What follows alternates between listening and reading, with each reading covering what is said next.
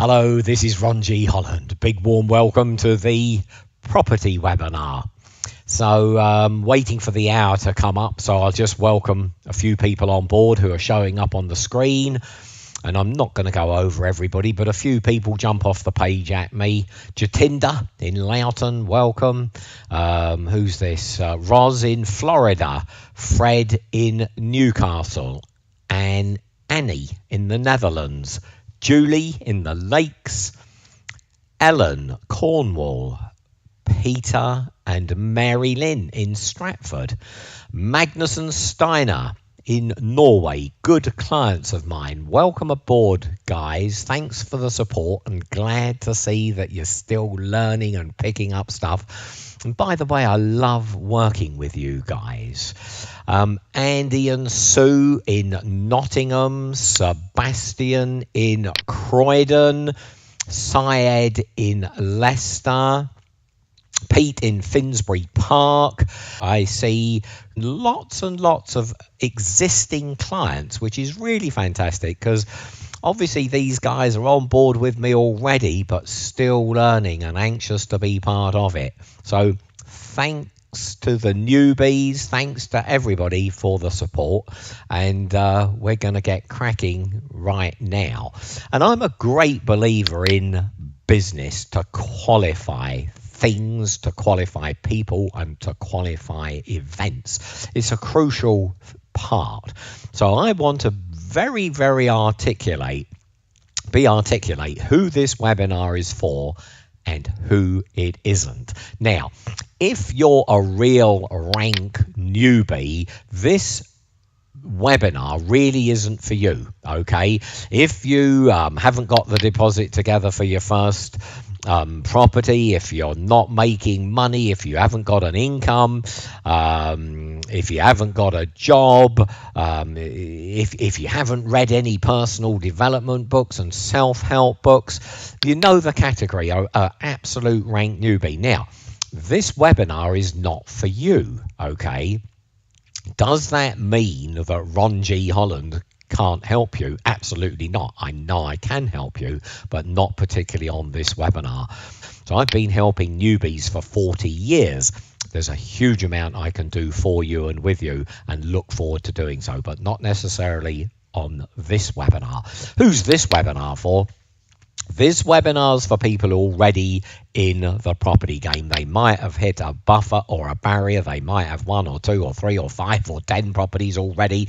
They might be running out of finance. They might not be getting the yields and the profits and the growth, the capital growth that they want, and they still are in love with the property industry. How can they get to the next level?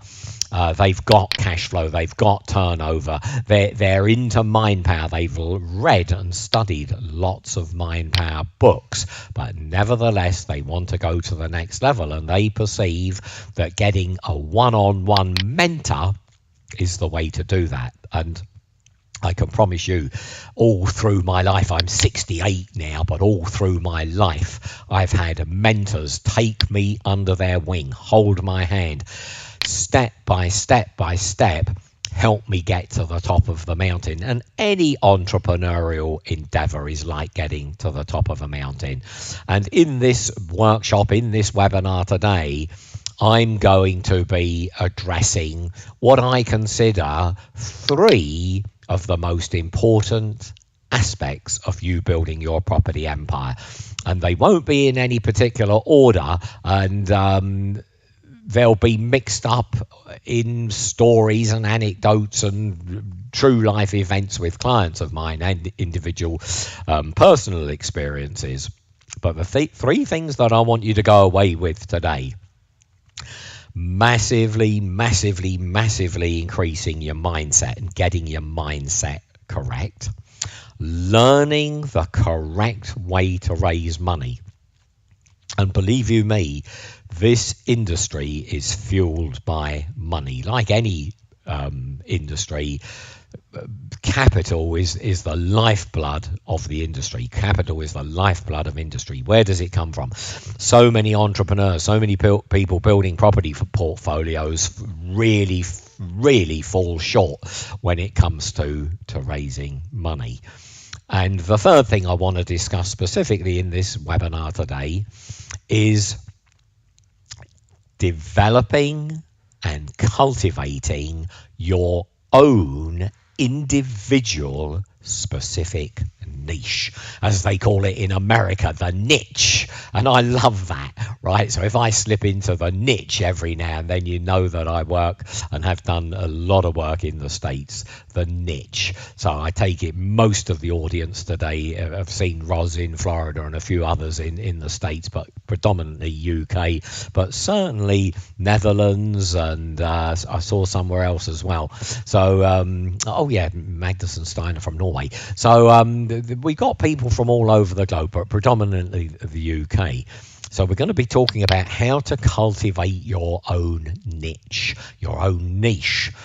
So I'm going to get cracking, and when I mentor people, I always tell them it's about two things, and I don't make any bones about it. I'm 68 years old, 22 times #1 best-selling author. I've been around the tracks many, many times, and I'm unique as far as it goes. There's lots of business mentors out there, and there's a number of mind power gurus. I happen to be both. And that's not just me bragging. I'm telling you, that's what they write me up as. I am a business mentor, a business guru, but I'm also a mind power guru.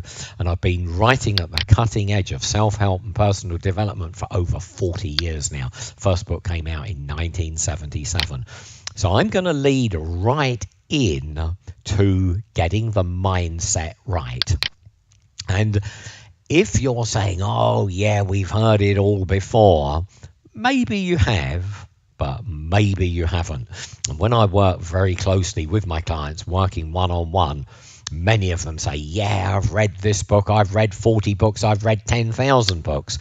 And to my mind, it isn't just about reading the books. It's actually about doing the stuff, internalizing it, actually following the philosophies letter by letter by letter. And I'm not just interested in taking my clients to the next level. No, that doesn't appeal to me. What I'm really interested in is taking my clients to many, many, many levels from where they are now to where they want to go. So many levels, not just to the next level.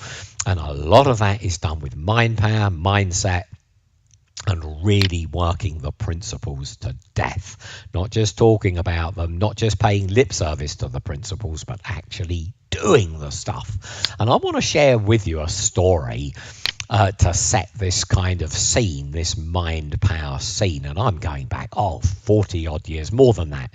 I left school at the age of 14, which was quite the legal age to leave school. And I went home and announced to my dad, I said, I've left school at the age of 14. He said, that's okay. Now you've left school.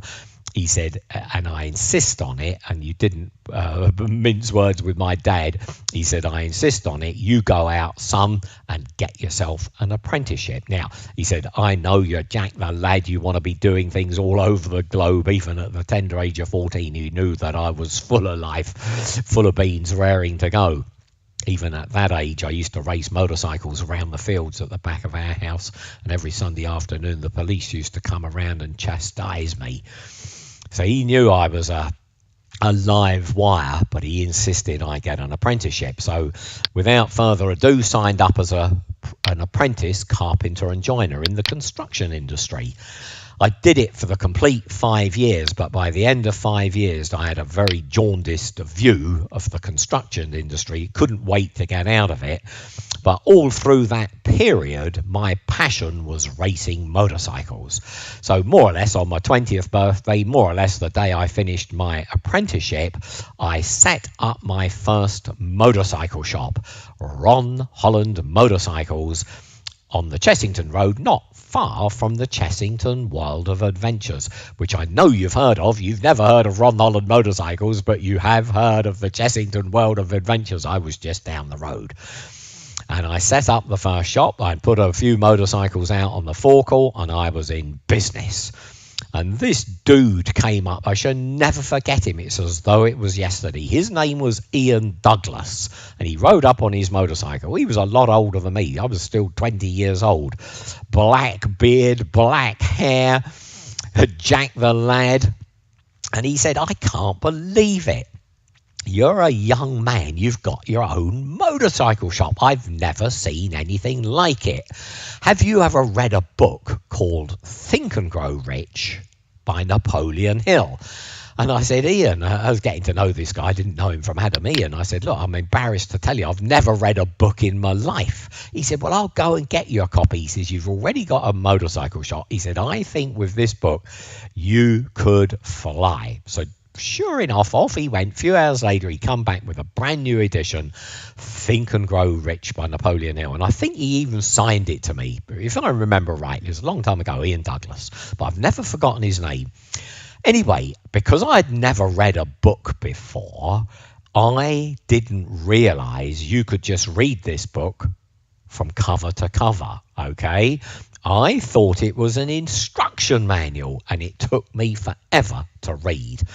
As I read each page and Napoleon Hill came up with a suggestion, I put down the book and carried out the suggestion. So, write on a big sheet of paper, quitters never win and winners never quit. So I put the book down, wrote it out on a big sheet of paper, went back to the book. He said, now stick it up above your bed where you see it every night. Put the book down, stuck the big message up above my bed. Started reading again. Next page. Set up your own mastermind group. Now, the only people I had around me, I had 2 motorcycle mechanics and 2 motorcycle salesmen in my one little shop. So I lined these guys up against the wall and I said, as of today, you guys are now my mastermind group. What do you think they did? They fell about laughing. One guy, John, he laid on his back on the floor and kicked his arms and legs in the air. Hooting, snickering, hollering, they thought this was the funniest thing they ever heard. Mastermind group, my ass, right? That was the attitude. Well, what do you want us to do? I said, well, I don't really know. You're my mastermind group. You're going to help me build this little shop into an empire.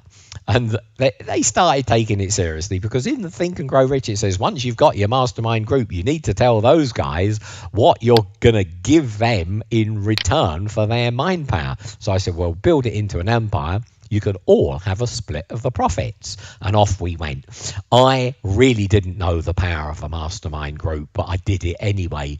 Little did I know, little did I realise, within a few weeks, these guys were coming back to me.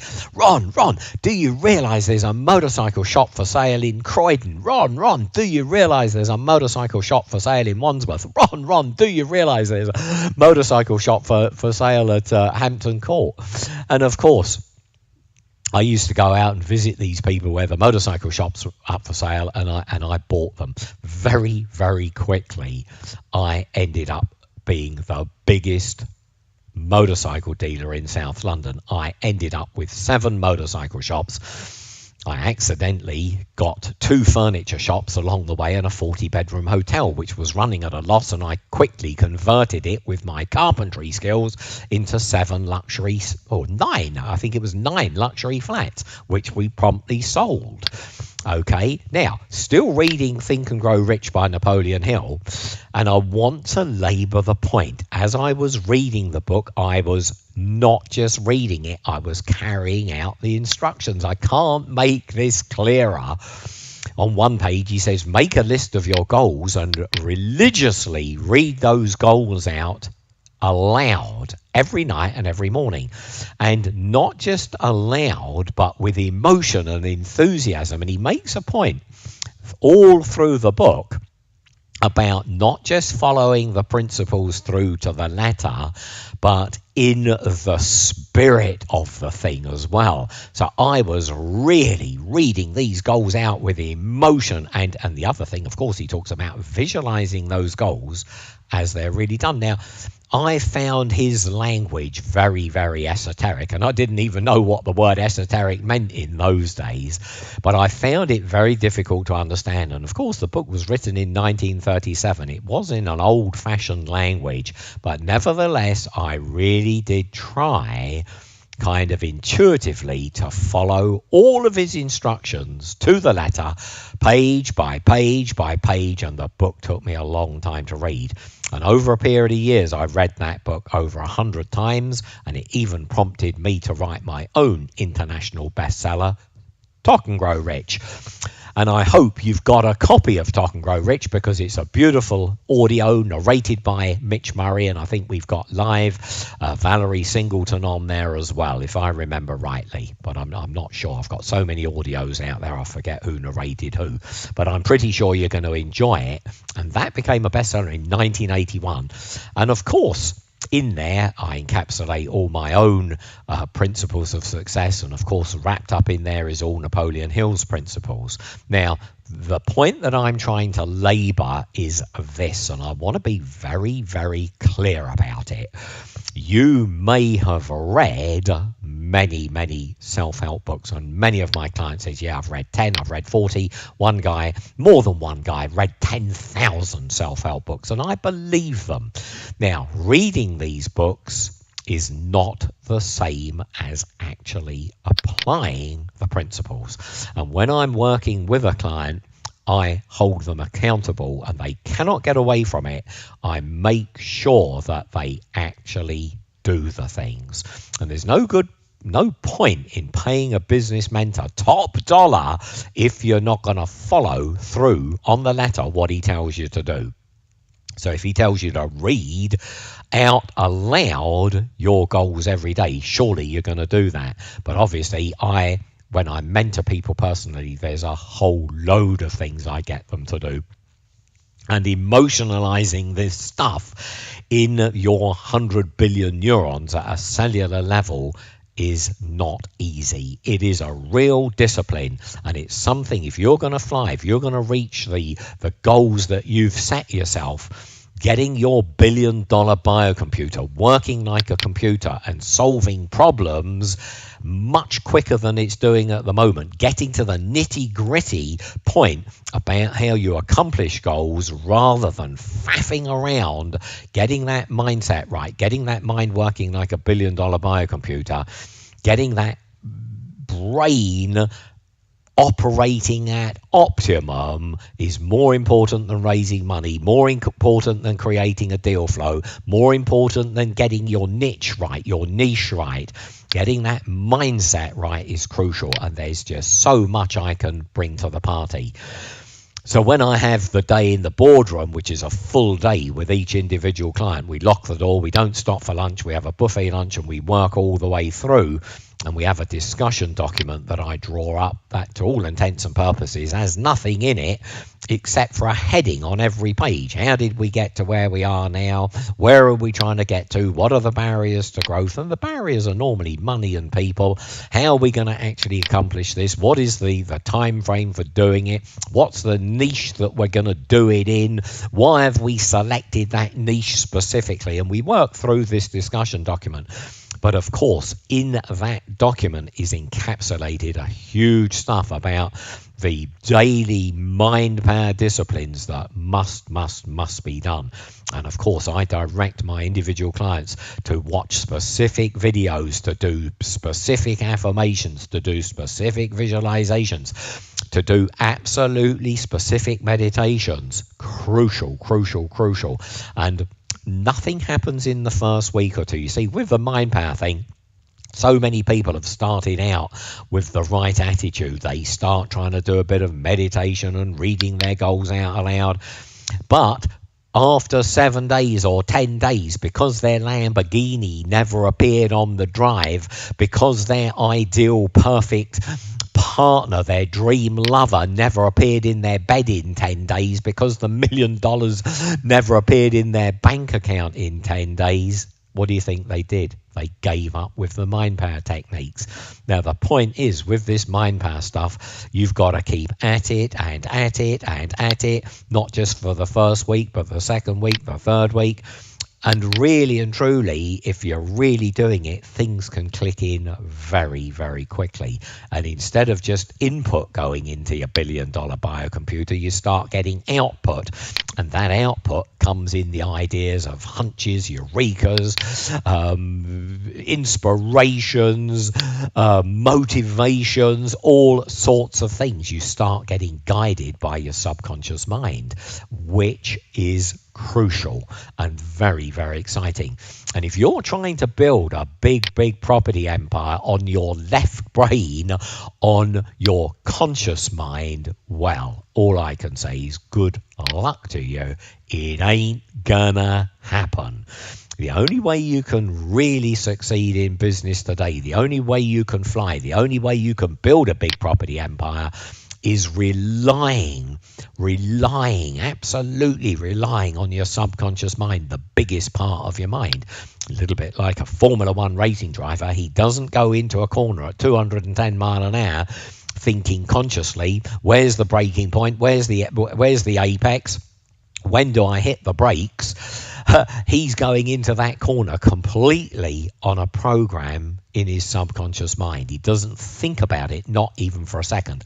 If he was to think about it, it would spin off, he would crash, he would die, he would kill others. Same as the downhill skier, 87 mile an hour. He's not thinking, what's the line, how do I tuck myself in? All done completely on the subconscious mind. And when you're flying in this industry, in the property industry, you're just clicking. The deals come flooding in, the money come flooding in, you're lining up investors. It is just happening for you. And the word I want to use, it will start happening for you effortlessly when you get in the zone, when you get in the space. And that's what I do with my clients. I get them in the zone, I get them in the space. It starts to happen. And I'll tell you more or less the words he uses.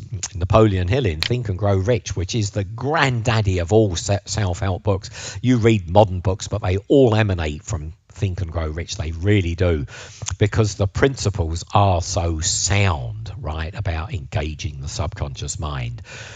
And Napoleon Hill says, look, in life is strange. It would appear that there is a hidden stream that if you can get into it, it will take you onward and upwards to prosperity, abundance, deal flow, money, relationships, everything that you want in life. And there's also the corollary of that is a stream that will take you downwards to depravity, to no money, to no deals, to things going wrong, to no relationships. And he then says, well, how do you get into that stream that takes you onward and upwards automatically? Now, that stream, if you like, you can call it prosperity consciousness, abundance consciousness. You can call it the law of attraction. Call it what you want. It doesn't matter. And he says, how do you get into that stream? And the words he uses, you have to set your sails of thought. Now, most people read that page, they put the book down and go out and buy a box of donuts. Okay, what they don't do is set the sails of thought. And I will tell you categorically how to set the sails of thought.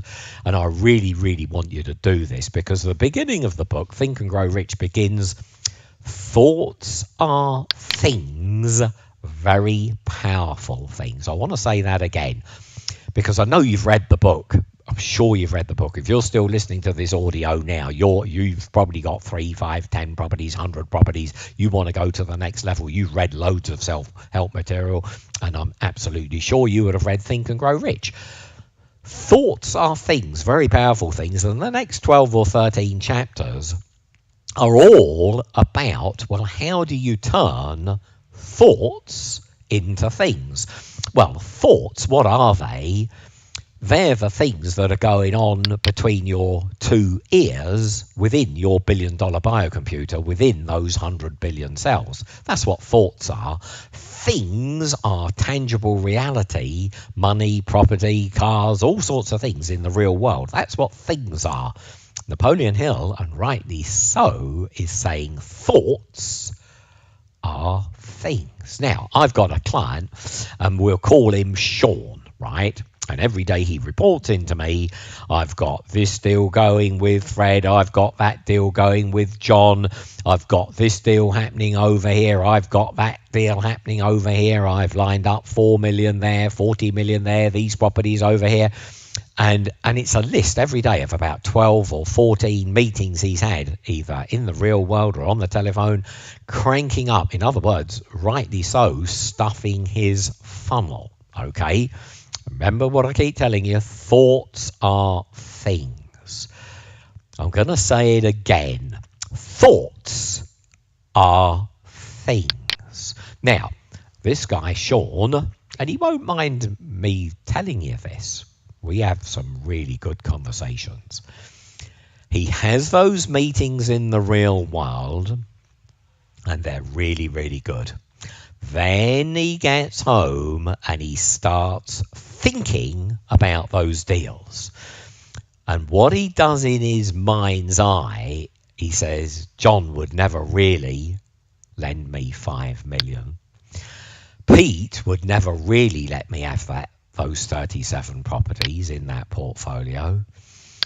Annie would never really lend me $250,000. And he starts thinking negatively about every one of those meetings and every one of those deals that he's had the meetings with. Now, what does Napoleon Hill say? Thoughts are things. So why do you think it is Sean is struggling, building his property empire, closing those deals? Because the thoughts are what ultimately manifest. It can't happen any other way. So Sean now absolutely has it categorically in his mind. When he does those deals out there in the real world, what he's got to do is come back and think about them, every single one of those deals, absolutely positively. And as Napoleon Hill says, as you're thinking these things through, all you can think about inside your mind, between your two ears, in your 100 billion cells, all you can think about is the bits that you actually know about. And you can visualize closing the deal with all of the knowledge that you've got so far. And the job of the subconscious mind is to fill in all the missing bits. So Sean, and indeed your good self, would be well advised to start putting all of this good stuff out in the real world, cranking up deals, trying to get loans, trying to secure properties, but more importantly, think positively that you're going to close every single deal in the way that you want it closed. Now, are you doing that? I suspect not. Now, the truth is, you can't afford the luxury of a single negative thought. And there was a book by the name of that title, and I even helped the guy get it published. You can't afford the luxury of a single negative thought.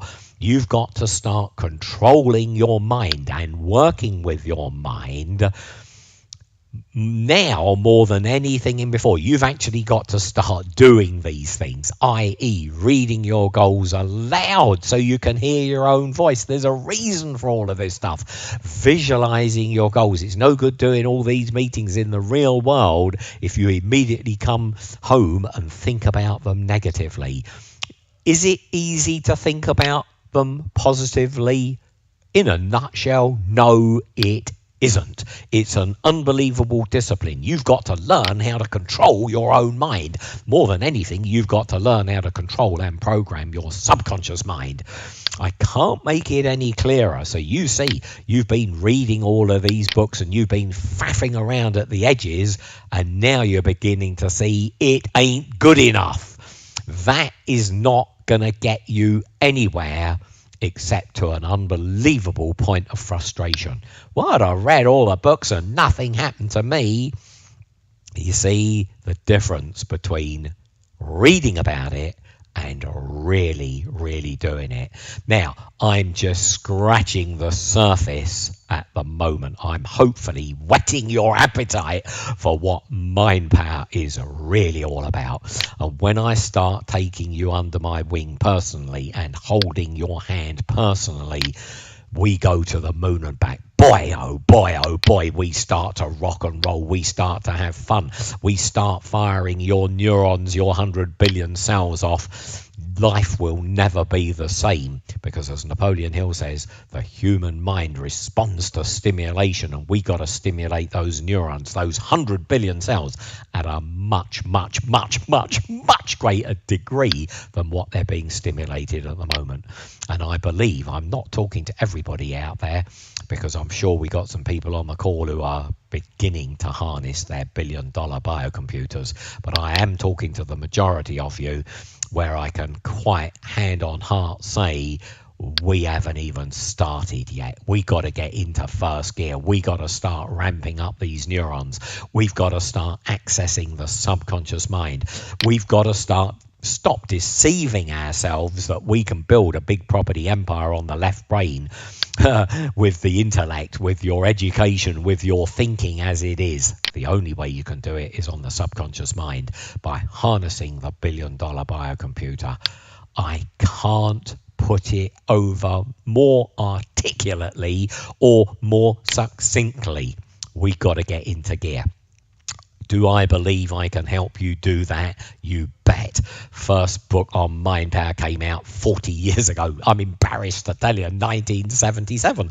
The only thing I'm not embarrassed to tell you, that book is still bringing in royalties every single month, never misses a beat. Am I saying a huge amount of money? No, not at all, but enough to buy a lovely steak dinner, and believe you me, I do. Right, so I'm really interested in taking you to the next level, mind power wise. Not just the next level, but many levels from where you are now, and really and truly we can do that in no uncertain terms very quickly. And what a pleasure that journey is. What a joy it is working with people who really want to start to rock and roll. And I love people who've read all the books and are still frustrated and not getting in the zone and not getting in the space, because most of them are ready to really do it. Okay, and I think I'm the person to help you do that. Okay, I'm going to have a quick sip of my black coffee here. And then what am I going to talk about next? I think I'm going to talk about raising finance for business. And you've got to understand, over the years, we've raised millions and millions for early stage and startup companies and helped some of the biggest people in the UK get their property empires up and running. Some of them I can mention their names, and I will. Some of them absolutely don't want me to mention their names, and we've got it in writing that I never mention that I've mentored them, and that's absolutely fine by me. But I can certainly tell you a few of the examples of what I've done for them and what I hope to be able to do for you. So give me a kind of a few seconds here to sip my black coffee. Going to come right back in. I hope you've enjoyed the mind power segment, but I'm going to rock and roll on this finance thing, because hopefully I can give you a massive paradigm shift and show you exactly where the money is, how to get it, and how to make it yours. Does that sound good? Sounds good to me. Okay, I'll be back with you in about less than 3 seconds.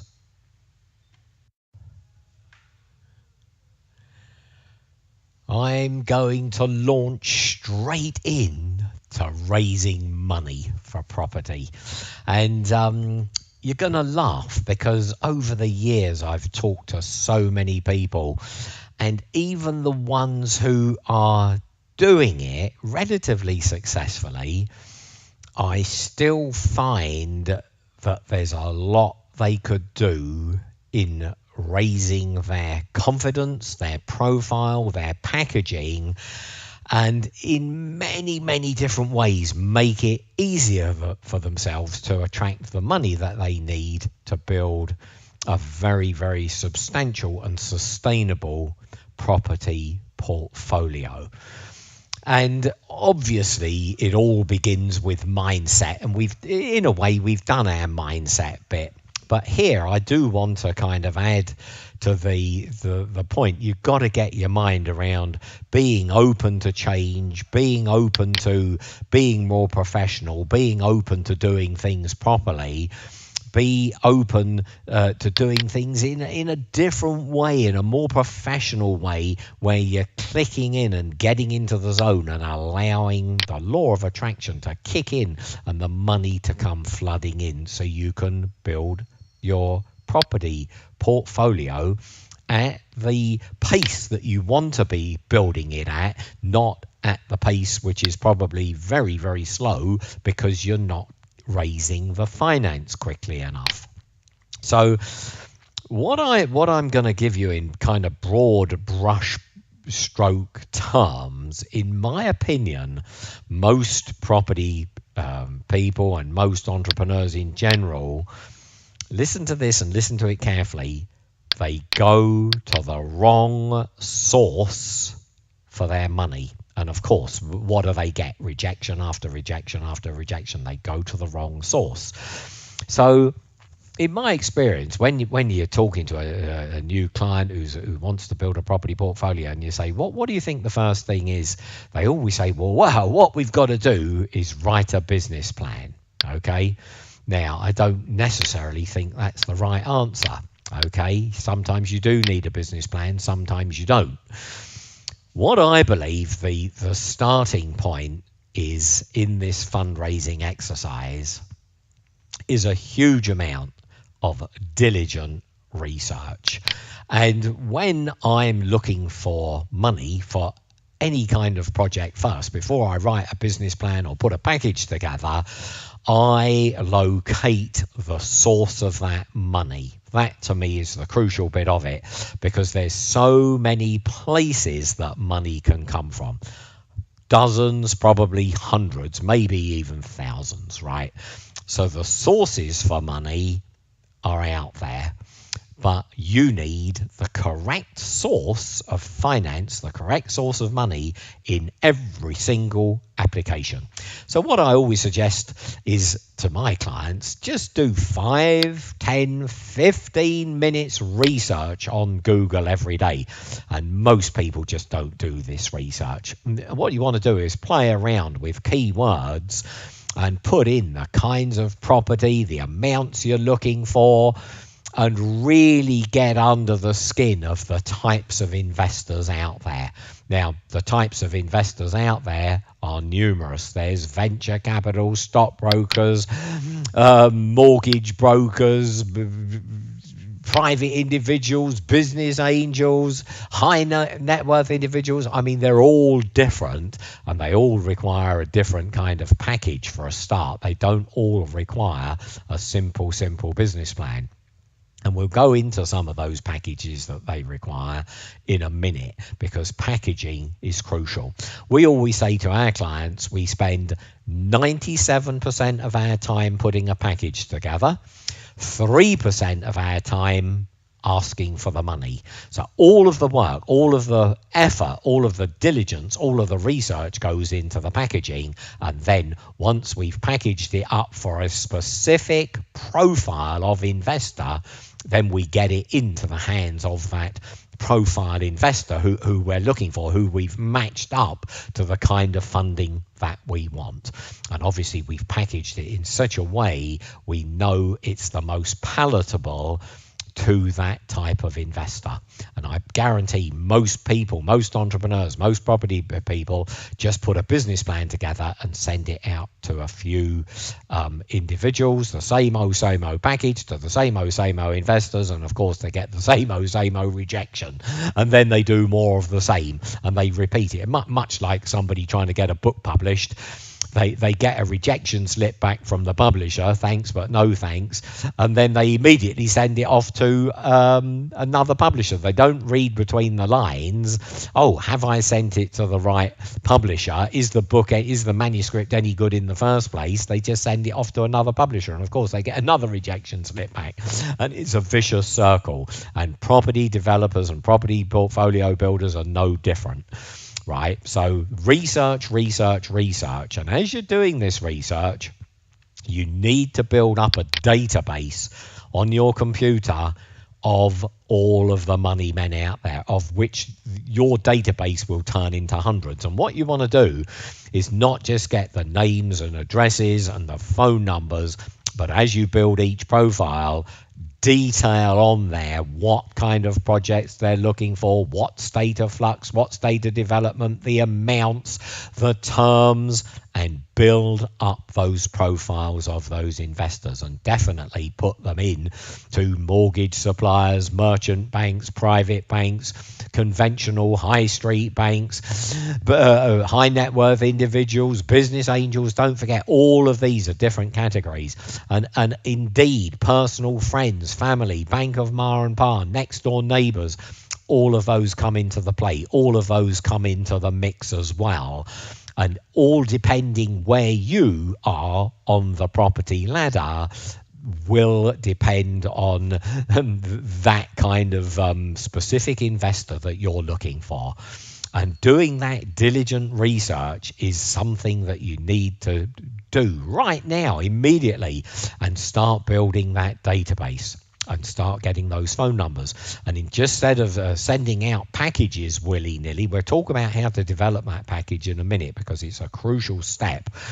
But you need to be, and this I want to labour the point, you want to cultivate the money men. When we go out raising money, we don't just send a blind package out to a blind investor. No. Many of the people that we're talking to, we go back 15, 20, 25, 30 years, right? We've established relationships. We get to know people. We break bread with the investors. We have lunches with them. We have dinners with them. We get to know them. We're not just sending out a blind package to just a name and address or an email address. Will you fund our project? We need 2 million off of you. We don't know who you are. You don't know who we are. Send me 3 million quid. I don't think so, right? Have a wake-up call. Look, one of my favourites. He's not everybody's favourite, but when you consider he's got a beautiful girl on his arm, he's got $1 billion cash on the bank, he's one of the most successful property developers in New York City, built more skyscrapers and hotels than anybody else, and he's the most powerful man in the world. How can you fault that? Is what everybody aspires to, yet he's the most vilified man on earth. Absolutely ridiculous. And the only word that springs to mind is jealousy, right? What a dynamo is Donald Trump. And what do you think he does when he needs $1 billion for a skyscraper? Sends a business plan all tatted and turned up, photocopied and curling up at the edges out to somebody he doesn't know? I don't think so. He phones his friend Joe or Bill or Fred. Can we get together for lunch or dinner? I've got a package for you. And of course he'll go in there with the most incredible pitch deck under his arm or on his laptop, and it'll be somebody he's dealt with for 15, 20, 30 years. And over a glass of wine and a lunch, he'll woo them and wow them and show them the plan and show them all the backup positions and everything. But it will be done on a personal rapport, breaking bread with people he knows. And of course, will he get that $1 billion loan? Absolutely. Will it be based on the back of a business plan all curling up at the edges? I don't think so. It'll be based on, I know Donald for 25 years. Of course you can have the million, billion, whatever it is that you want. Did you say 2 billion? Take it. Okay, that kind of thing. So many people I know are in the property game in particular are just sending packages out willy-nilly. Ron, what our problem is, we just can't get the finance quick enough. Well, now you know why. It's not done like that. Simple.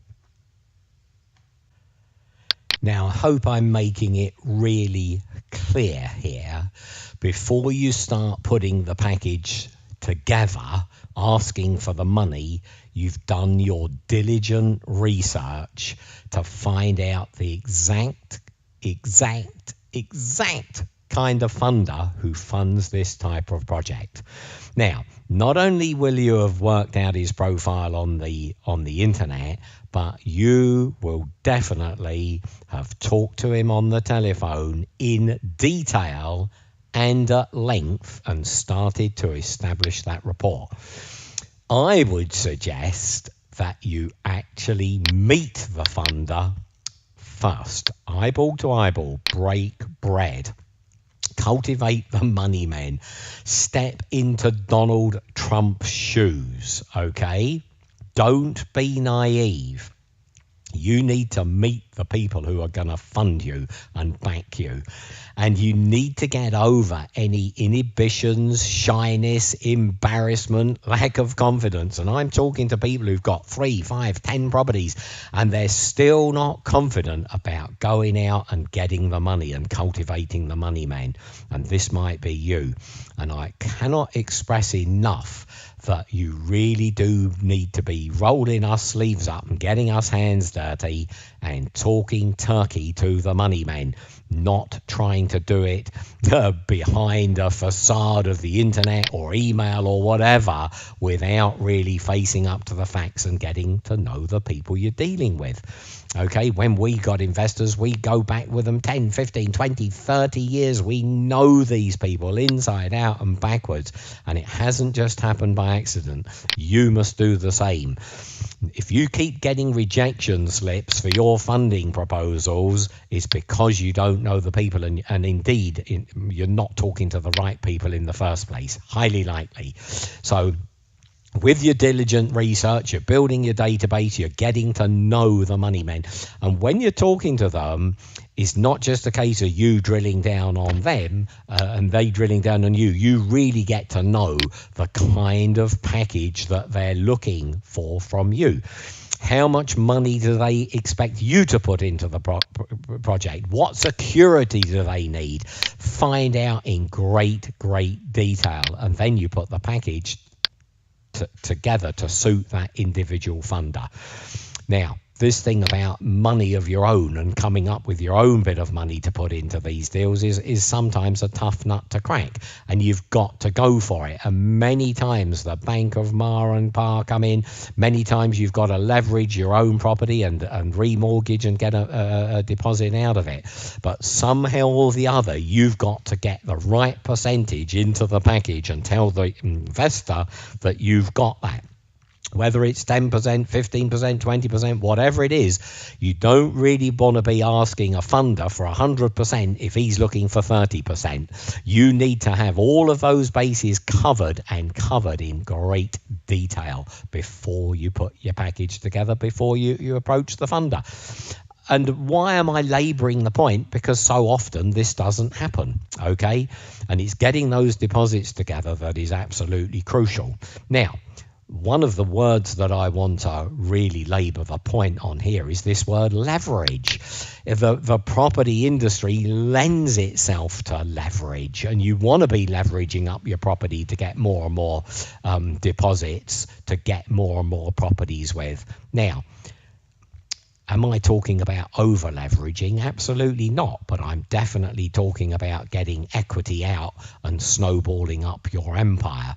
Of course, you're building your empire. You've got to decide how much leverage is right for your portfolio and your risk reward ratio, but you'll get the hang of it. But I promise you, people who've built big property empires understanding the meaning of the word leverage.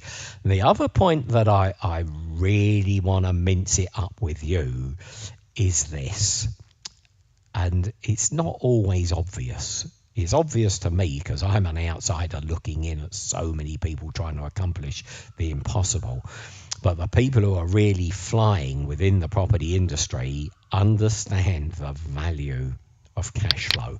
And one that jumps off of my good friend Alan Sugar, he's built $1 billion property portfolio and he's made his wealth out of property. Never mind him being the who was it on the Apprentice. He was the face of the Apprentice. Never mind that he was the chairman and founder of Amstrad Computers. He used all of that cash flow to build his property empire. Right, and another guy springs to mind, Morris, who's got a multi-million pound property empire, but still of a Saturday morning, of a Sunday morning, he's at Camden Market selling blue jeans, denims, right, off his stall. He's got cash flow.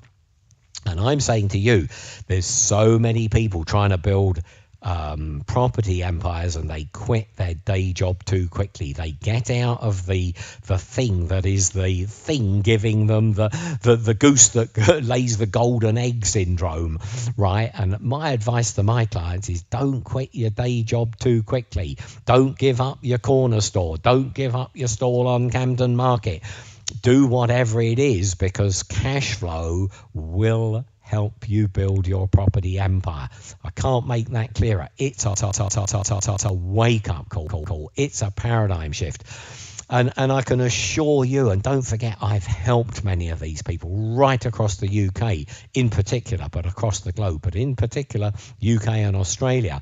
I've helped so many people build massive empires around the property industry, but based on seminars, webinars, products, all sorts of things, teaching and training other people how to make money out of the property industry. But what are they doing? They're creating an unbelievable cash flow so they can pay their deposits and their mortgages with. So don't go into this blindly. Have a wake-up call as to what the big boys are doing, and it's not always obvious.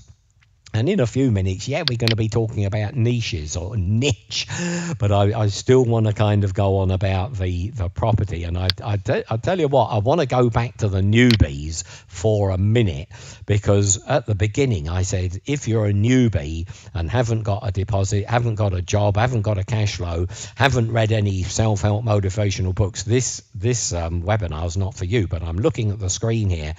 Not many people have left the webinar, right? They're all still there, which tells me one thing.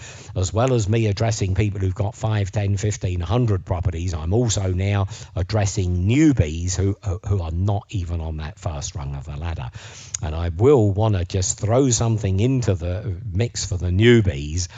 Of course, getting your profile right, getting on the electoral roll, creating a cash flow, getting that first deposit together. All of that can take time. And in my experience, some people have spent 2, 3, 4 years getting that bit right, knowing they've got to do all of that before they get on the first rung of the property ladder. So well done for sticking with me, even if you're a newbie on this workshop, on this webinar. I don't mind, but hopefully those little words of advice and little words of encouragement will help you. And don't forget, I've seen it all before. And getting on that electoral roll and building up those reserves and getting your credit reference and your credit score higher and higher and higher, it absolutely does all take work and effort. So I understand that, and that's what you've got to do. And it's all work and effort, but boy, oh boy, is it worth it. Absolutely. When you start getting that first property and then leveraging it up and getting your second property, and of course, the more properties that you get, the more tricks and tips and leverage we'll share with you and show you, and hopefully at the same time your mind power will be increasing daily exponentially, because getting that mindset going along with the growth of your property empire is a crucial bit of it. And don't forget this thing that I've told you about: cash flow is king, and it's not something to be ignored or disregarded. Do your diligent research about the people who've got big property empires and see what cash flow businesses they've got. And many of them have got retail shops, internet businesses, seminar businesses, training businesses, all sorts of things, bringing in serious cash flow that they're then parlaying into their property. It's like a triple power play. They get the cash coming in from one thing and then they leverage it up mixed up with other people's money, which is a crucial part of building a property empire. But there's always this tough nut to overcome, and overcome you must, which is getting the deposits together. And you mustn't ignore the Bank of Ma and Pa, leveraging your own house or your own first property, or even your mother's house, whatever it takes, or your next door neighbour, or the people at work. That money for that 10, 5, 10, 15, 20, 30% deposit has got to come from somewhere, and it's got to come before you give your package to the investor. You've got to have that lined up first. So many people go out there naively thinking the investor's going to fund you 100%. He needs to know right up front where the deposit's coming from, your money, how much is going in, and you need to listen to him carefully before you put that package to him. If he's looking for 30%, it's no good saying you've got 20%. Get that bit right, and it's a mindset thing, because that 30% bit can come from somewhere, right? And it's that somewhere that is the little bit of magic. And it's the little bit of magic that all people building property empires, they kind of cross their legs and stare at the flame until they get that epiphany moment, that eureka moment, where they go, wow, I know where I can get that deposit from. And indeed, coming back to mindset, indeed, you've got to invoke the law of attraction to get that deposit in. I'll tell you another guy I helped become a millionaire, multi-millionaire, fantastic guy, Robert Freighter, started with zero, no money, no deposit, nothing. Ron, how do I get it? Robert, you've got to attract that money. He needed 10 grand. He followed diligently the meditations that I gave him, feeding out into the ether that he would get this 10 grand deposit. And lo and behold, and one day you'll meet Robert, because we're great friends now, and he comes to many of my workshops as one of my speakers, and he's a great speaker. But he'll tell you the story. After a few weeks of invoking the law of attraction, somebody he didn't barely even know whacked a check in his hand for 10 grand and said, Robert, you will know what to do with this. And he immediately went out and bought a couple of properties. And very quickly after that, with the equity, he leveraged it up and built himself an empire. But he started with nothing. And really and truly, anybody who says to me, oh, what's holding me back is the deposits, that is a load of baloney. What's holding you back is a lack of mindset and mind power and diligent thinking to attract those deposits to you, because everybody who's done it has had to go through the hoop of fire, get over that hurdle, and make that bit happen. And it is a lack of confidence, a lack of know-how, a lack of mind power, a lack of doing it that is getting in the way, not the lack of deposit. So it's not a lack of a deposit, it's the lack of an idea, the lack of a contact, the lack of you picking up the phone and talking to your ma and pa, your next door neighbour, your best friend, or your previous best friend, or your previous wife, and getting that deposit in. And sometimes you have to make 100 phone calls, but you'll get it, right? And it really is a case of doing what everybody else has done. Don't think all of these people who are around you who've got property empires had it fall into their lap. No siree. What they did was smile and dial. And remember where you heard it first. Smile and dial, get on the phone and start begging, borrowing, pleading, but getting that deposit money together. Simple as that. And the funny thing, I learned this years and years ago when I was living in the States. I was talking to a real high-powered entrepreneur in the property game, and he was a firefighter. And he used to say to me, people think the secret is getting a little bit of seed corn money together and a deposit. And he said, in a way, that is partially the secret. But I've never forgotten what he told me. The secret is doing it and then repeating the trick and doing it over and over and over again. And I've never, that was more than 30 years ago, and I've never forgotten it. And boy, oh boy, is he right. You've got to learn to get those deposits, the 5 grands, the 10 grands, the 20 grands, whatever it takes, from wherever it is at the time. And I remember a lovely story, and it's a mind power story, but I'm going to share it with you. There was this Indian guru living in a cave over there in India, and he had the ability, the law of attraction, call it what you want, and he manifested 100 Rolls Royces. And this Western journalist went over there to hear his story about how he did this. And the little guru was sitting there cross-legged with a candle there in his cave, and the Western journalist sat there listening. And the little Indian fellow was saying to him, what we're doing now, we're building this massive, great shopping precinct down there. And he pointed out to a stretch in the desert. And he says, down one side, we've got the palm trees. Down the other side, we've got the fountains. Down the other side, we've got all of the name brands, the shops, the shopping malls. He said, it's going to be fantastic. And he says, people will come over from all over the world to see this and shop here and enjoy India and meet gurus like me. And he said, it's fantastic. And basically what he showed the Western journalist was a shopping precinct that would cost millions, possibly hundreds of millions to build.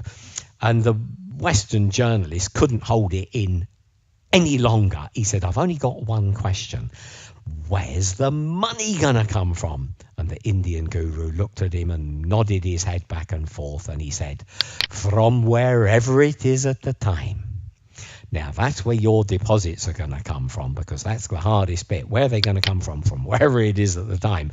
That money already exists. You've got to connect the unconnectable and make those phone calls, smile and dial, and get that money coming in. Because I promise you, if you get the 5 grand, 10 grand, 15 grand, 30 grand, 100 grand, whatever it is for your deposit, the rest of the money, the package, and the right person, and I'm stressing this point, the right person, the right funder, the right person, not who you think is the right person out of the 3 or 5 that you've got already in your link who keep saying no, but out of the 100 who you've diligently researched, who fund specifically this kind of project that you're involved in, and you've got your deposit ready. Yes, in another webinar, we can talk about nothing down and no deposits and lease options and all of that good stuff. Let's get to the nitty gritty here today about getting this empire of yours up and running in the quickest way possible, which is the conventional funding way. You get a package together, 20%, 30%, whatever it is, and then get a funder to back the rest. Let's just get this job done. Let's not look for lines of least resistance or excuses or it can't happen. Let's bite the bullet and get that deposit together. And I promise you faithfully, I've dealt with some of the biggest in the UK, and they've all had to overcome this hump and hurdle, and they've done it. And it really is getting the bit between the teeth and going out, doing the research, finding where the money is. Build up a list today of people who could, if they can't come in with your full deposit, some of it, and get grand here and 5 grand here, and start invoking the law of attraction and getting that money coming in. Believe you me, you can do this, right? It's not beyond your ken. And with a mentor like me on board, you need to keep doing this and keep repeating the magic trick.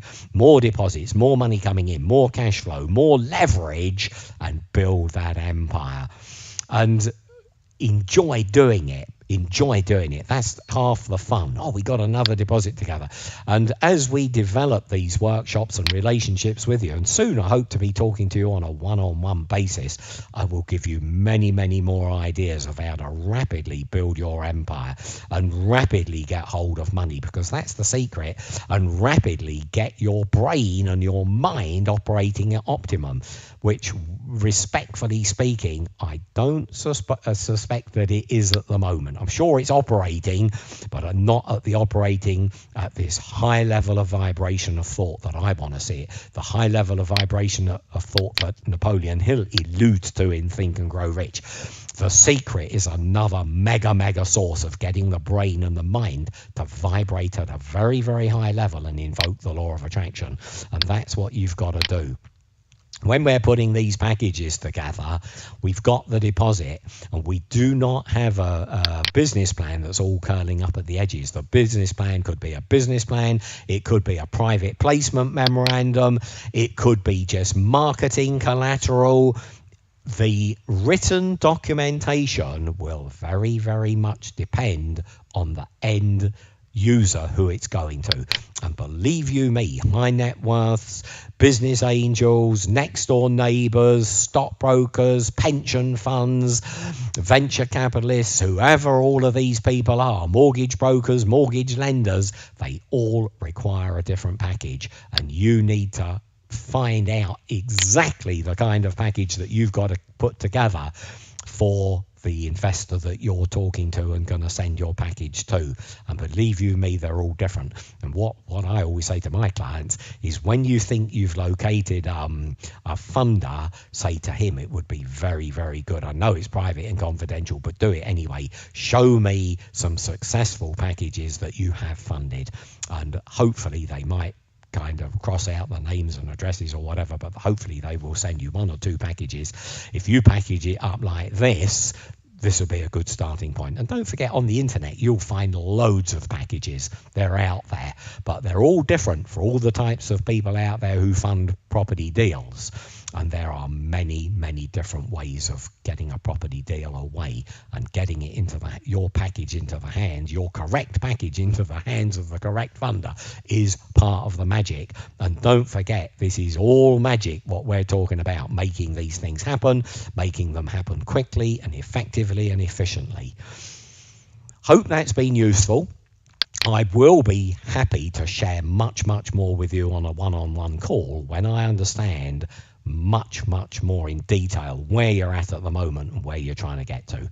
So make sure you fix a time up for that call with Chris. I'll give you a quality time. He'll probably get you to fill in a questionnaire of intel gathering, because it's crazy me asking you those questions. I need to read those first and find out exactly where you are and how I might best serve you. But I'm absolutely convinced if you want to build a big property empire, I'm absolutely convinced I'm the man to help you do that. So in a minute, I'm going to have another sip of my coffee. My black coffee is cold now, but I'm going to have a sip of it anyway. And then I'm going to come back to you and talk about developing your own specific niche. And for those Americans, and I can see we've still got a few Americans on the call. There's Roz in Florida. There was somebody else out there. I forget where they were, but I know they're still here. And for them, we're going to talk about the niche. The niche and the niche, and it's going to be my pleasure talking to you about that in a minute. But I'm just going to have a little sip of my coffee first.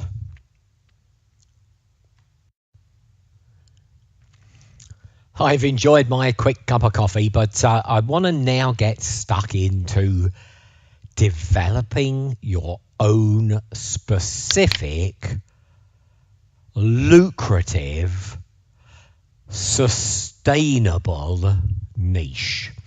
Now, I labour the point here because what I've discovered after working with people in the industry for such a long time, I've discovered that most people get into their niche by accident and not by design. So for argument's sake, they could attend a real estate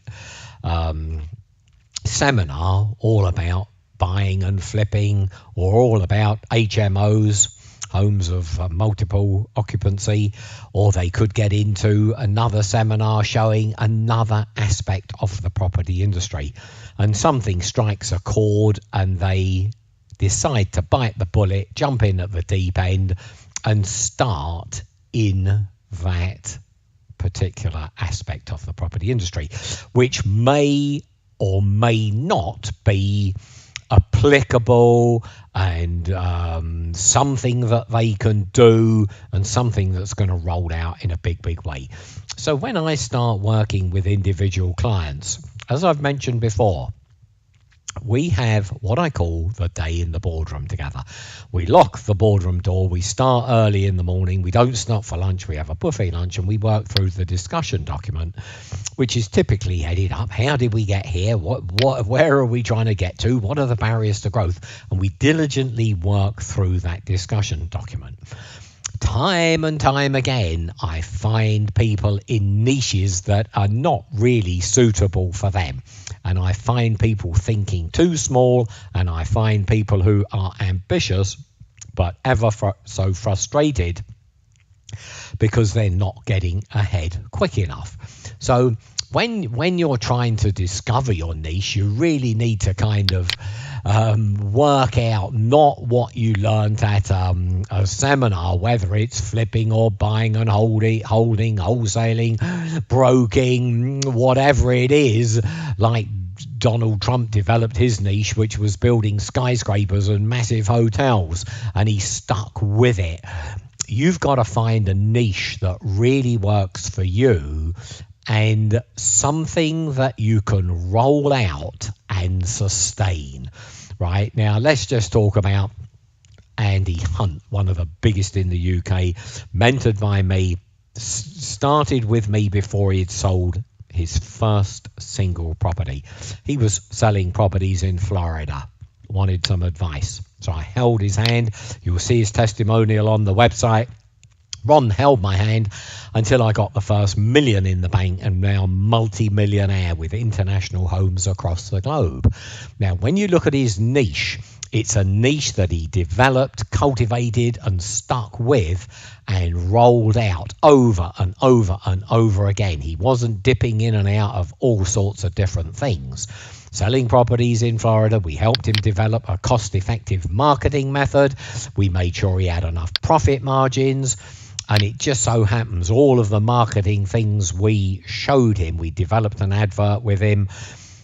Dream Villas, Florida, small deposit. The deposits flooded in and he sold hundreds and hundreds of properties. It was incredible. Then he moved to Canada and we showed him how to buy plots of land for a penny on the dollar, and he's now selling those plots of land $600,000 a pop. Incredible. But it's a niche that he's carved out and cultivated.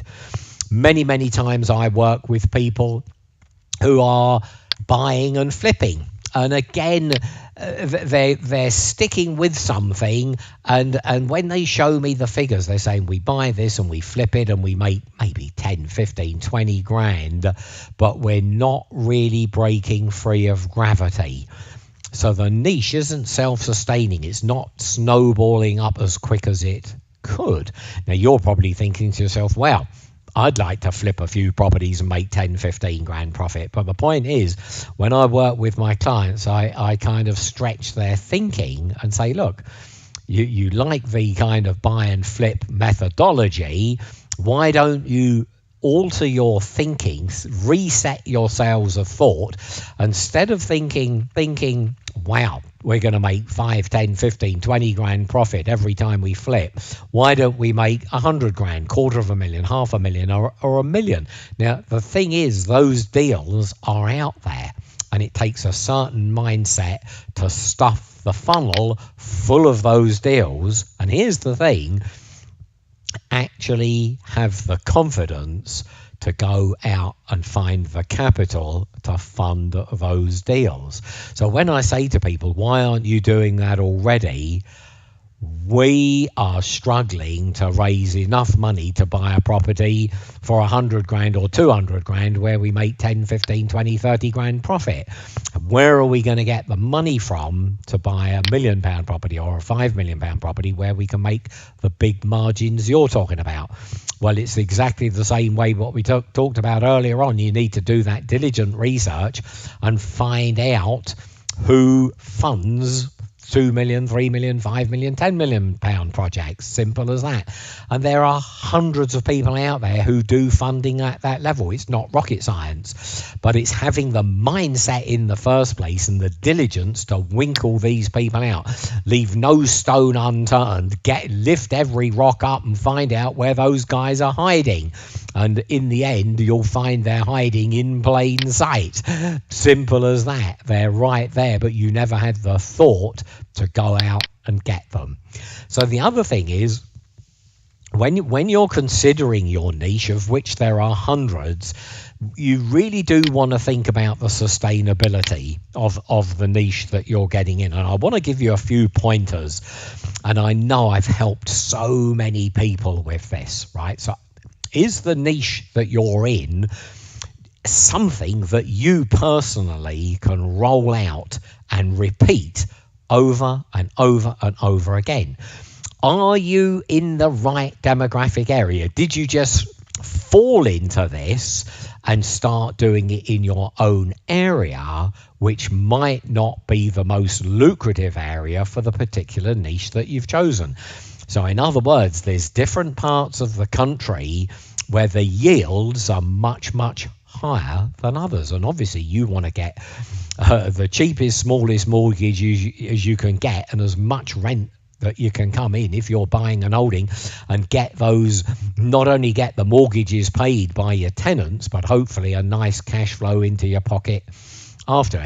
Are you in the right area? Obviously in the country, there's other places where you're getting much, much higher capital growth. And obviously, if it's capital growth you're looking after, i.e. the property's going up and up in value for various reasons, up and coming areas, train stations being put in, motorways being put in, infrastructure being put in, and suddenly the capital growth of those properties starts to go through the roof. And again, you need to be doing your research, your diligence, not just sitting where you are, hoping, begging, praying that it's all going to mend itself and fix itself.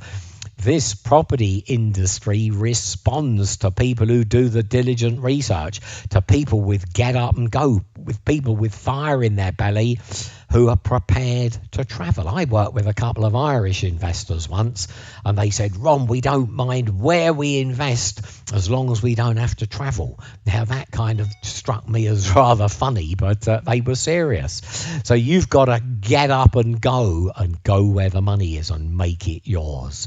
Very, very exciting industry. The other thing is, and I've shared this with so many times with so many people, and I've alluded it to before, this is an industry where you can make money out of the industry. So you might want to start renting out and maintaining properties for other people. You might want to do carpentry jobs for other people. Don't forget, there's hundreds of angles within the property industry where you can make money. And don't forget, we've talked about this all along, it's money and cash flow that you definitely need if you want to build rapidly your property empire. So think of where you can make money within the industry that's going to help you get deposits and pay mortgages and all such as that. And the people who are flying, this has not escaped their attention. You might think, oh, A, B, and C is building a massive property portfolio, but you want to diligently drill down on them and see what kind of cash flow they're getting, right, from outside the actual property portfolio they're building. And I bet you anything you like, they've got cash flow coming in from seminar, workshops, teaching and training other people. And don't forget, I've mentored many of those people, many of them with books, many of them training departments, and I'm talking about going into the tens of millions, have helped them people market those things right across the UK in a very, very big way. And from the cash flow of those things, teaching and training other people in the property industry, they've invested that money into real estate, and it's made it a whole lot easier. So you want to be thinking of all of the aspects of developing your niche. Are we in the right area? Have we got the right margins? Don't fool yourself that you can build rapidly if you're buying and flipping properties with 5, 10, 15 grand in them. You'll never break free of gravity. You need to reset your sails of thought and think, how can we really, really roll this out in a big way? One of the big things that I've seen with people kind of dabbling in the property industry, they get a couple of HMOs, they buy a barn and start reconverting it, they buy and flip one or two over here, they buy and hold a couple more over there. They've got fingers in all sorts of pies, but the real truth is, Pareto's law will dictate to you that 20% of what you do will deliver 80% of your big profits. And I would suggest anybody who's trying to be all the things to all men ought to really seriously look at the 1 or 2 things that are making the big money in the easiest, simplest manner and leaving everything else behind. And I just see this happening so many times, right? It really does take balls of brass and diligence and focus to think, where am I really going with this? And none of this happens by accident. Nobody's going to come along and give you a wake-up call other than somebody like me or a business mentor who will say, look, just slow down a minute. This really is a thinking person's business, a thinking man's business. And by golly, you've got to do your own thinking. Nobody's going to come along and say, wow, I've been thinking. If you really want to make money out of industry, this is the part of the country you ought to be, or this is what you ought to be doing. They're not going to tell you that. You're going to have to work all of this out yourself, or with a mentor such as me who will diligently go over everything and find out what you're best suited to in which area and how you're going to create the cash flow within the industry or without the industry to make sure it's all sustainable and can roll out in the manner that you'd hoped and dreamed of. It's as simple as that. And I know many of my clients come on board, God bless them. They think they know it all, but after a few days of working with me, suddenly the scales fall from their eyes and they start to break free of gravity and start doing just a few specific things and I love this word, they start doing these things effortlessly, because if you've got the right margins, if you've got the way of funding these things, if you've got the right diligence happening around you, the right people happening around you, and it really is a case of invoking that law of attraction and attracting that deal flow, the financiers, they're all out there. And somehow or the other, don't forget, it is your mind that will either block them, i.e. repel them, or it is your mind that will attract them. And in building your own niche and carving your own niche out, you need to make yourself as attractive as you possibly can, so you're attracting all of the people within that niche. And once you've carved out that niche, it gets easier and easier and easier as you go along, because you're finding the funders, you're finding the deals. Whereas if you're doing a bit here and a bit there and a bit up in this country and a bit over there and a bit over there, it's all too difficult. It really is. And my job is to make it easier and easier and easier, so you can really leverage up over and over again and start going to the moon and back and breaking free of gravity. So let's kind of close the loop on this developing your own niche.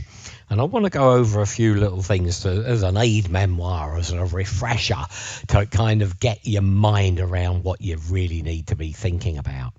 I always say to my clients, do something that you can do. Now, I find so many people within the property industry trying to do something they just can't do. And you need to carve out a niche that really does suit your modus operandi, your demographics, your skill sets, your financial ability. And of course, all the time you need to be developing yourself. We did the mind power thing in the beginning, but when you start upping the ante on your niche and making your niche more sustainable and more profitable and making it work better and starting hitting your big financial goals, you're going to have to do things differently. For argument's sake, if you're in the business of new builds or refurbs and you're doing one at a time, one bungalow or house, or refurbing a barn, and you're getting a loan and X amount of profit out at the end of it, to develop 10 or 20 properties or even 100 properties at the same time, the scale of goes through the roof. And obviously you require more resources, and those resources are money and people. And it reminds me to tell you that people who are successful step up to the plate, and they're very, very honest with themselves, and they look at it carefully in the eye and say, what are the resources that are required to make the big dream and big goal happen? And then by hook or by crook, they go out and get those resources. Now, people who fail, and there are many, and just by being in the property industry is not a panacea. It's not a guarantee to wealth, fame and fortune. You've got to do something. You've got to get out there and make it happen. You really have. And if you're facing up to the fact that you need bigger and bigger resources all the time, the place to start with that is your mindset. Believe you me, those resources of money and people, that human capital, that is out there, ready for the taking, looking for a home, in fact. So the money is looking for a home. The money is looking for people like you for a good place to invest it in. The human capital is out there looking to work for you, to advise you, to guide you, to work with you, both diligently on the physical side of things and also on the mental side of things, not just on the construction side, but helping you mentally get your mind around with the accountancy, the taxation, all of that. That human capital is out there. Very, very talented people, all dressed up and no place to go. And if you can offer them an opportunity or something where they can use their skills and you both get rich, that's an ideal situation. And as Napoleon Hill says, having that mastermind group of people around you who can come to your bidding and do your bidding for you is a crucial part of success. And one of the first things I do with my clients is help them build a mastermind group. One of the things that I do is introduce them to existing clients of mine with it already in the property industry, already doing well. And I always do that as a matter of course, because I know there's money to be had, strategic alliance partnerships to had, builders to be had. It's all there. And by introducing my clients to each other, suddenly business begins to happen bigger and better and more quicker than it would do if you were on your own. And many times just by sparring off each other and brainstorming with each other, and listen to this, introducing each other to each other's database and contact list and funders and sources, this is a way of making the thing happen quickly. And also by brainstorming with each other about where in the country the lucrative niches really are. And the UK is a tiny place, but nevertheless, there are definitely some places over and above others where you get massive yields. There's other places where you get lower yields. There's other places where you get massive capital growth, and other places where you got no capital growth at all, but maybe a bigger yield. And by talking and discussing and brainstorming and masterminding, you can't beat it, because you're actually working then with people who are in the industry, holding a hand, doing it together, doing it as JVs. Suddenly everything becomes effortless. So there's quite a bit in carving out your own niche. And I would suggest you do look at your niche carefully, particularly if you've fallen into a niche by default because you happened to go to a webinar or a seminar or whatever and you just fell into it.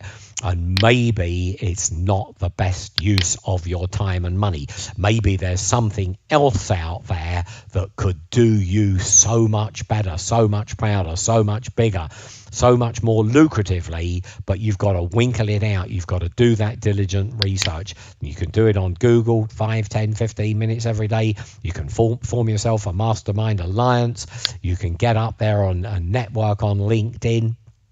Personally, I find LinkedIn an incredible tool. I think there's probably over 500 million people on LinkedIn. So I have people on there full time for me, winkling out deals, people, investors, opportunities. It's an incredible tool. And you know me, I believe in cost-effective marketing. And just for a little bit of time and effort, you can hone right in on people you're looking for.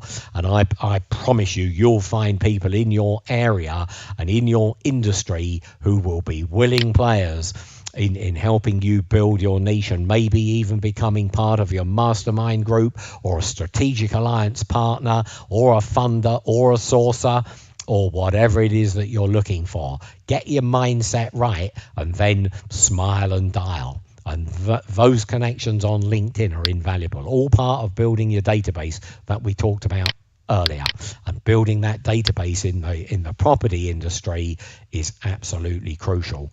And you need to understand whatever niche you're in, stick with the niche. Do what you can do and don't get outside your niche trying to be all things to all men. If you're doing your niche properly, you'll understand everything there is about your niche. And that's fantastic. And that's what you want to be doing. Okay, so I'm going to kind of wind up soon. What I am going to do, because as we've been going, I've seen lots of kind of questions come in, and I will endeavour to answer as many of those questions as I can, because they're all good. We're running out of time rapidly now, but I'll answer as many questions as I can.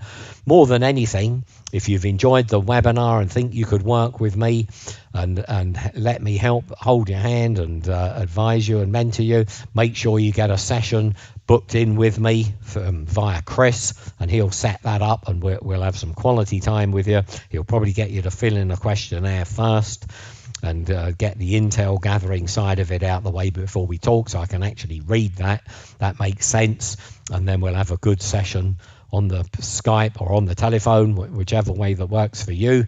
And we'll talk about mind power, we'll talk about niches, we'll talk about raising money, we'll talk about where you are at the moment and hopefully where you want to get to. And I'm looking to work with really ambitious people, not people who just want to get to the next level, but many, many levels from where they are. So in a way, Ron G. Holland signing over and out, but I am just going to jump on and get a few questions answered.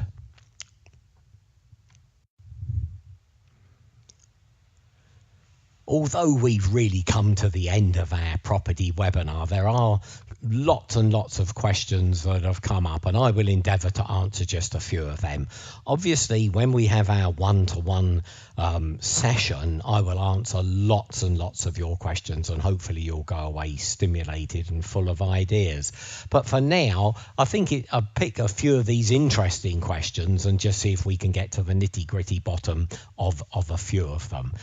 So Frederick asks, recently I put in a bid for 430k on a property and didn't get it. The advisor came back and said we got an offer for 530k, 530,000. And the guy's asking, Frederick's asking me, how on earth did that other guy make the figures stack up 100 grand more than what he was offering? He said, I just barely squeezed the figures by and made the deal work for me at 430k. Now, the truth is there's lots of ways of making deals go. You don't know what was going on in the other guy's mind, what was in his head, how did he work out the figures? For all you know, he was a cash buyer, yours was on a mortgage, and you kind of put all the interest figures into the deal, and maybe he's not paying any interest. Maybe he's going to carve up the property in a totally different, more lucrative way. Maybe he's got another plan for it. Maybe he's not going to flip it or even sell it. Maybe he's buying it for his own personal use and he's paid retail for it. The answer is you don't know, and I don't know who the other guy was, and I wouldn't be worrying what other people are doing. If you've got a formula and know how the figures work for you, you need to stick to that formula. And obviously if you're not getting deals in your area where the figures stack up, move to different areas where the figures work for you. Simple as that. Do not worry for a single second how other people are making the figures work, because maybe they're running at a loss. Maybe they're going to go bankrupt. It doesn't really matter. Concentrate and focus on what you're doing and your success formula, but move around and stick with your formula and get it working. Simple as that. Okay, another guy. Jim, right. I've got a deposit, but I've got a bad credit history. Yes, he says, I am a newbie. Now, fixing credit history, you've got to get on the electoral roll. You've got to get some credit cards. You've got to start paying those credit cards back. You've got to get in employment. You've got to get a job. All of this takes 2 or 3 years' time. Somehow or the other, if you want to get up and running before you've mended your credit history and got a high enough score, there's other ways of doing it. Get a bigger deposit, find a more lenient lender, find a way. Lots of people have had to get through the hoop of fire other than your good self. Where there's a will, there's a way. The secret is you must not let anything stop you. Nothing. Can't be clearer than that. Find a way. Next deal, Lisa. can't get the deals. I haven't got a deal flow, right? Now, that's a relatively easy problem because a lot of people can't, but the secret is sourcing, scour the country, cost-effective marketing, get yourself a profile. And of course, there's so many sources out there who supply property deals, obviously for a price, but you need to do that diligent research on the internet and make yourself known to these people. And again, cultivate the sources. Break bread with them. Yes, you can build a database of them, but there's nothing like eyeball to eyeball contact, and I'm a great believer in that. If you're serious about building a big property portfolio or doing something big within the industry, meeting people face to face, to my mind, is top priority. Number one, just get on and do it. Okay, Patrick, what does he say here? Done 3 deals so far. 2 turned out to be really good and profitable. Nearly lost my shirt on the 3rd. Any suggestions? Absolutely, Patrick. You've got the formula for success right there. Because obviously when you had your success formula going on the 2 properties, you want to write up a list of all of the things that you did to create those 2 good deals for yourself. Simple as that. And really and truly do a post-mortem on it and a detailed analysis of what you did to create yourself 2 good deals. And then drill down on the bad deal. You definitely did something differently there, and you don't really want to be repeating that again.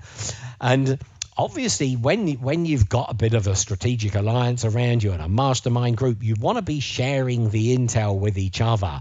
This is what I did on the good deal side of things. We made out like bandits. We made a lot of money. And by the way, this is what we did on the deals where we lost money. And share that intel with each other. It's a crucial way of you going up the ladder of success in a much, much quicker way. Sharing that info amongst yourselves will really, really help you.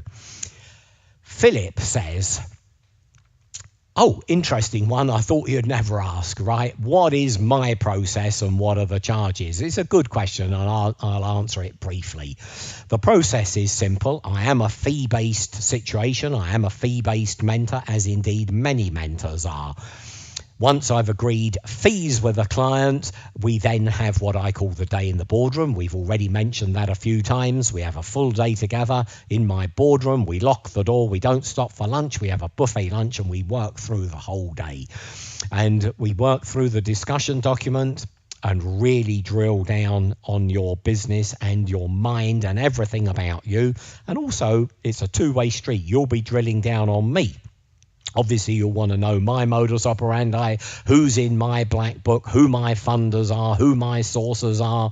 And obviously, once I've got a client, my black book becomes your black book. So the process is this day in the boardroom. By the end of the day, hopefully you'll have a clarity of thought and a way through the maze and the minefield like you haven't had in a long, long time. So after the day in the boardroom, then the mentoring starts, and that's an hour a week on the phone or on the Skype in a discussion not too dissimilar to the one we're having now. And we drill down on the deals, the fundraising, getting the packages together, getting the deals together. And of course, I should say 50-50, 50% of it is mind power, making sure you're accountable for really, really doing the stuff and getting your mindset right.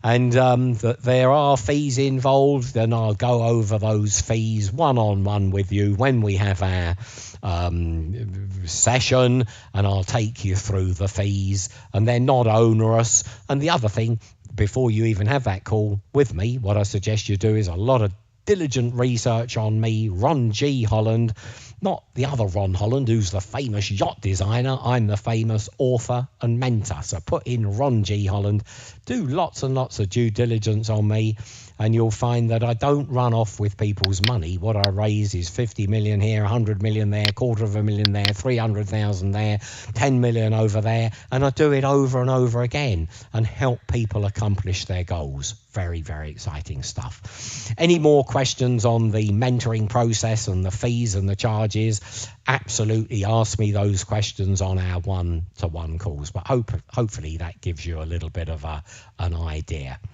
Ben, how do I change my niche? I've listened to what you've been saying carefully, and I think I'm ready for a change. Yeah, there's hundreds, probably thousands of niches. Don't forget, this is a multi-billion, trillion-dollar industry. There are hundreds, if not thousands of niches, Ben. So list all the niches, do a little paragraph on each of them, do your diligent research on the internet and see which one of those jumps off the page at you. Remember, do something that you can do. Do something that you're passionate about, and make sure you're doing it in an area demographically where there's a real demand for the niche that you've chosen. Don't choose a niche and then find there's no demand for it. You've got to make this work hand in glove. And all of that boils down to diligent research. And I keep hammering this home about research because I find most people don't do it, right? And I'm telling you, research is worth its weight in gold. 10, 15 minutes a day. Keep putting in different search terms, different angles, different search engines. Yeah, there's hundreds of search engines out there other than Google. I always use Google, but I use lots and lots of different search engines, and I get to the bottom of what I'm looking for. Best source of funding, Caroline, is a good question. Again, there is just so much money out there looking for a good home, and you do need to be vitally aware of what I told you. You need not just the best source of funding, but you need the best source of funding for your own specific product. So in that, as you do that search, you want to put in detailed information about what it is that you're trying to fund and the amount that you're looking for, and find specific funders that do this kind of deal over and over again. And all funders are different, and they've all got their own niches, and you need to work with a funder who's in the identical niche to you, so they'll understand your business, your deal structure, the way you're doing things, your figures, the amount of deposit you're putting in, the return on investment, the collateral they're getting, whether additional collateral is required, and you want to cover all of that off in your package before you even give them a package. And don't forget what I've told you, meet people eyeball to eyeball. Yes, people say to me, all of this is done over the internet. It sure is, but I'm telling you, if you want to be a star mentee of mine, you'll get out there breaking bread, meeting people eyeball to eyeball, losing your shyness, losing your inhibitions, and cultivating the money men. Okay, last one I'm going to cover off today, another Philip. I don't think it's the same Philip. Best source of cash flow. It's a good question because he's taken it on board. You need cash flow to get yourself in this industry and pay the mortgages and get those deposits together. Now here I would say I've got a huge amount to, I'm sure there's a book that I've written, multiple streams of income. You'll find it on Amazon, you'll find it on Audible. I'm sure it's out there still in a big way. Multiple Streams of Income by Ron G. Holland. And it'll blow you away because there's hundreds of places where money can come from, and don't be naive. The people who are flying in property, many of them have got additional streams of income other than their property portfolio. You want to take that on board. Yeah, there's a few who've got lots and lots of properties and all of the mortgages are washing their face and there's money left over, but for every one of those there's 10 people out there who've got another source of cash flow other than their property empire, and you want to take that on board. And it's all part of the fun in making your property empire work, having that additional source of funding. So again, Chris, get on to Chris. He will give you links to many of my books or show you where they are on Amazon. And like I say, I know some of the newbies are still with me on this call, which is, in a way, it's fantastic. And I love it. And if I can help you, I will. But get on that session with me and let's see what we can do together. And I really look forward to working with you, particularly those of you who have got fire in the belly and are ambitious and not just want to go to the next level, but many levels from where you are now. And providing we adhere to the principles and adhere to the mind power principles as well, believe you me, you can go to the moon and back. And like many of my clients over the last 30 years who've gone into the multiple millions, I believe you can do the same. And it's mostly to do with mindset, because the property deals and the money to fund those deals is out there. What you've got to get is your mindset right first. That's where it begins. Hope you've enjoyed the session. I know I have. Ron G. Holland signing out until the next time, and until we get on that one-on-one call with you. And you know where I am, strategicbusinessmentoring.com. Talk to you soon. Onward and upward.